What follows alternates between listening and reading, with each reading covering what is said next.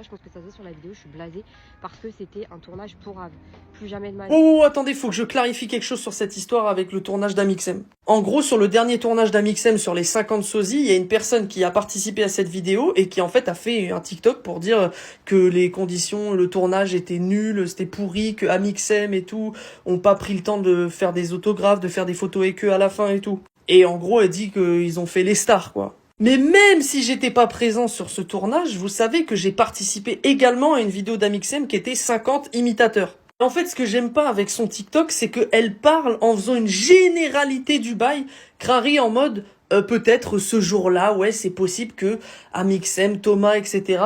Ont peut-être moins pris le temps que d'habitude et tout, mais tu peux pas faire une généralité et dire que les gens ils font les stars et tout, alors que ça se trouve tu sais pas, ils ont peut-être passé une mauvaise journée, j'en sais rien ou autre, et ça se trouve c'est aussi très subjectif parce que je pense qu'il y a des personnes qui ont participé à la vidéo où cette femme a été dedans et eux-mêmes ont qui fait le moment, genre en mode c'est juste subjectif ce qu'elle a dit, sauf que là ça prend une ampleur où t'as tout le monde qui fait je savais qu'Amixem il était méchant, oh non mais je suis déçu de Thomas et tout. Les gars, pour les avoir déjà rencontrés, Thomas et Amixem c'est des amours, c'est des crèmes, sans déconner. Donc voilà, je voulais clarifier la chose pour dire que non, c'est pas parce qu'il y a quelqu'un qui a eu un mauvais ressenti, ce qui arrive, hein, tu peux pas plaire à tout le monde, et il y a des conditions qui font, tu vois, des fois les gens s'attendent pas à ça, mais franchement, quand tu vas dans une vidéo comme ça, faut s'attendre à ce que ça dure longtemps, et que les mecs, ils viennent faire le tournage, eux aussi, ils ont fait 6 heures, ou je sais pas, de tournage, je crois qu'elle a dit et tout, vu que c'était à peu près les mêmes conditions que 50 imitateurs. Après, faudrait avoir l'avis de tous les gens, toutes les personnes qui ont été sur le tournage, mais j'en suis sûr qu'il y a des gens qui ont kiffé être là-bas, et qui ont pas du tout eu le même ressenti que cette femme.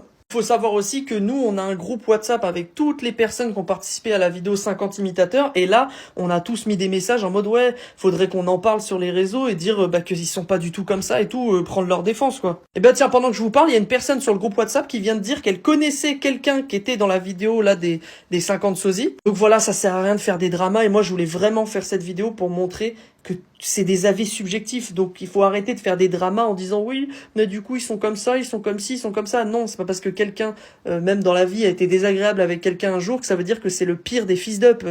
Ça arrive à tout le monde en fait. Donc non, Thomas et Maxime, c'est pas des connards juste parce que là il y a eu cette vidéo. Parce que je vois plein de commentaires qui disent ah oui je suis déçu, je regarderai plus leurs vidéos. Non, et les gens, ça y est, arrêtez. Moi aussi j'ai été youtubeur, je fais encore quelques trucs et tout, donc je sais ce que c'est. Et c'est pour ça que je viens faire cette vidéo pour clarifier le bail.